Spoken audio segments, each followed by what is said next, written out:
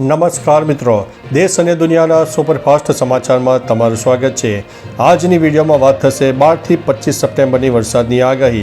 મિત્રો, 14 સપ્ટેમ્બર બાદ ગુજરાતમાં ધીમે ધીમે વરસાદની શરૂઆત થઈ જશે અને આગામી તારીખ 22થી લઈને 26 સપ્ટેમ્બર એટલે કે નવરાત્રિના દિવસો દરમિયાન પણ ગુજરાતમાં વરસાદની શક્યતા રહેલી છે। મિત્રો, અન્ય મહત્વના સમાચારની વાત કરીએ તો બહારનું તમે ખાતા હોય તો સાવધાન થઈ જાઓ।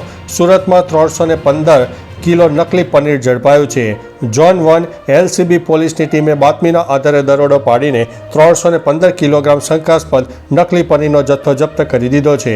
મિત્રો, અન્ય મહત્વના સમાચારની વાત કરીએ તો મીટરની સર્કિટમાં ચેડા કરીને વીજ ચોરીનો નવો કિમિયો સામે આવ્યો છે। દાહોદમાં 1 કરોડથી વધુની વીજ ચોરી ઝડપાઈ છે, જેમાં જે વીજ ચોરો હતા તે મીટરના નીચેના ભાગમાં પ્લસ માઇનસ કરીને ડાયોડ બેસાડી દેતા હતા, જેથી યુનિટ ઓછા આવતા હતા। મિત્રો, અન્ય મહત્વના સમાચારની વાત કરીએ તો હીરા ઉદ્યોગની કફોડી હાલત જોવા મળી। કોંગ્રેસે વડાપ્રધાનને પત્ર લખીને પેકેજની કરી છે માંગ। મિત્રો, અન્ય મહત્વના સમાચારની વાત કરીએ તો દેવાયત ખવડ હાજર હો। તાલાલામાં યુવક પર હુમલાના કેસમાં જામીન રદ થયા બાદ કોર્ટે 7 દિવસના રિમાન્ડ મંજૂર કર્યા છે।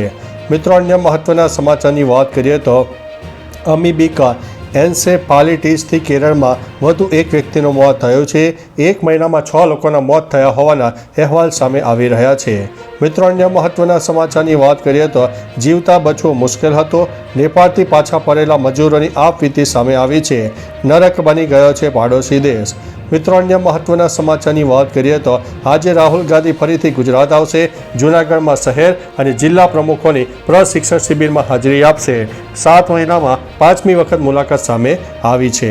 મિત્રો, અન્ય મહત્વના સમાચારની વાત કરીએ તો 2 દિવસ બાદ ફરીથી સટાસટી બોલાવશે વરસાદ। 14 સપ્ટેમ્બરથી સુરત, ડાંગ, નવસારી સહિત 5 જિલ્લામાં ભારે વરસાદની આગાહી છે। દક્ષિણ ગુજરાતમાં પણ વરસાદનું જોર જોવા મળશે।